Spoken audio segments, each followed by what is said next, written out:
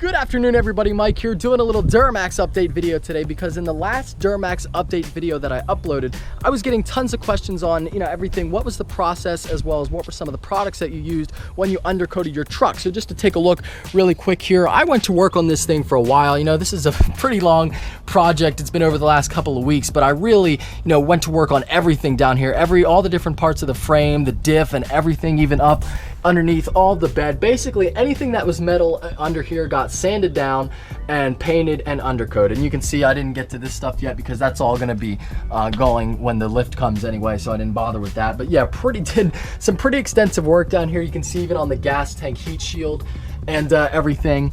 And a lot of people, I guess, were impressed with it. And in my humble opinion, I think I did an okay job. So anyway, let's go ahead and get to the process.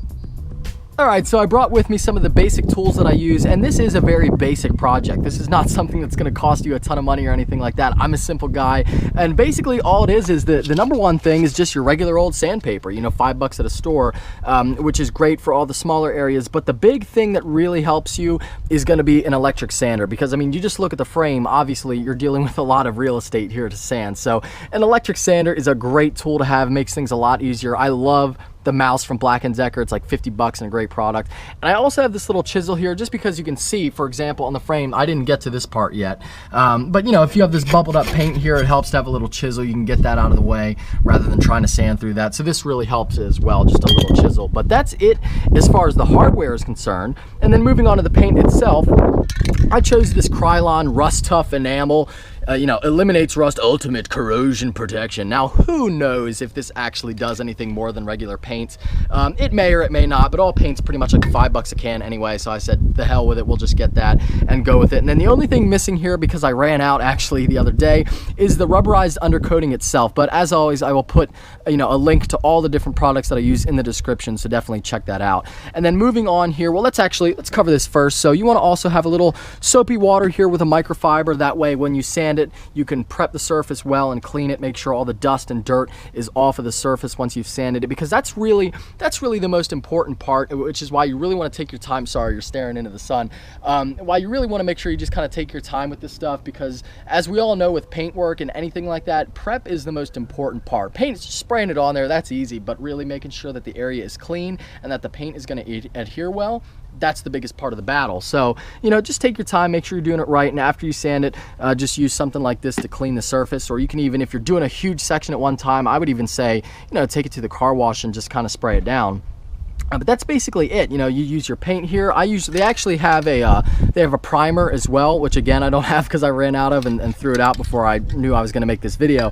But I did basically 3 or 4 coats of primer, and then 3 or 4 coats of the actual paint itself, the semi-flat black, and then I did about 2 coats of the rubberized undercoating itself. So ultimately there's a lot of layers here, which again is why you want to take your time, just make sure it dries in between painting sessions. And I think the end product is really good, at least in this situation. So I think that's the most important part, is just taking your time and really doing it right. And then the last piece of the puzzle here, like I said, I would mention the thing that I use to paint my exhaust is this Duplicolor engine enamel with ceramic. And this is actually is able to withstand heat that's going to be much hotter than what's going through your exhaust, really. So that's just a great product to use, and I'll show you that really quick up here. Really turned out good. And if you're new to the channel, new to this video or whatever, definitely check out some of the other Duramax update videos where you could see it before, because that exhaust really stuck out like a sore thumb and it was really bad. So I really like it now that it's black and it looks nice and hidden as well. And you can see here, even with this dirt, and I only did 1 layer of the paint on the exhaust, and even with this dirt and everything, it's not chipping off, it's holding up really well. So I'm definitely impressed with that product. Close my eyes, I can almost see it. When I take a breath, you fill up my lungs. And if my mind works backwards just for a minute, I hold on to you before the memory's gone. I remember you lift my spirit. With you high is all I'm feeling. Remember how we felt alive. I remember you make me stronger. Can't go without it much longer. Remember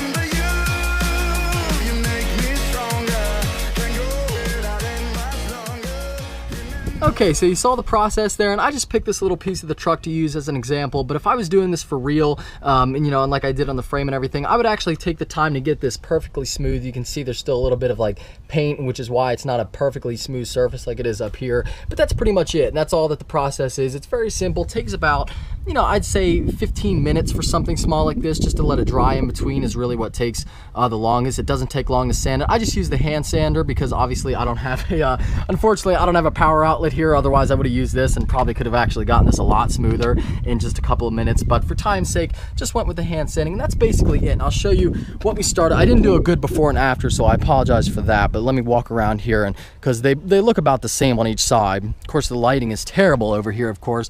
This is what it looked like before. You know, actually the other side was a little bit worse. It was more rusted than this, but this one's actually not too bad. But you see a lot of the bubbling here and a little bit of the rust starting underneath. Yeah, this side, oddly enough, isn't as bad, and the front up here is worse than the other side, so that's interesting. Yeah, the front up here is, but anyway, I'm sorry, I'm getting distracted by things. But anyway, yeah, you can see the front, which I haven't touched, looks a little bit better on this side than it does on the other side. But anyway, so that's basically it. That's the process. Very simple. Like I said, it takes about 15 minutes, but some things to mention, you know, for the back, like when you're doing the whole frame, obviously that's a big project. That's going to take you a couple of days really to get it all done. And it took me over the course of like a week, you know, after work and everything, came home and worked on it. So that's definitely a long process. And like we said earlier, just make sure that you take your time with it, because that's the most important part. And you don't want to have to do it, again, you don't want the paint to be all messed up and doesn't adhere right. But here's the other thing with that, is that this is a maintenance thing. This is not just a one and done type deal, especially when you live up north like me in Pennsylvania.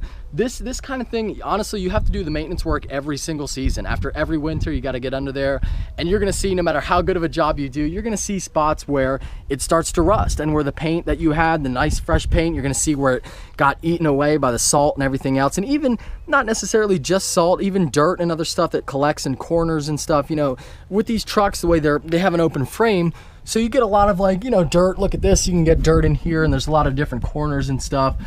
So really, it's a thing that just never ends. It's a never-ending maintenance item with these trucks. It really is. It's just something that you have to do every single year.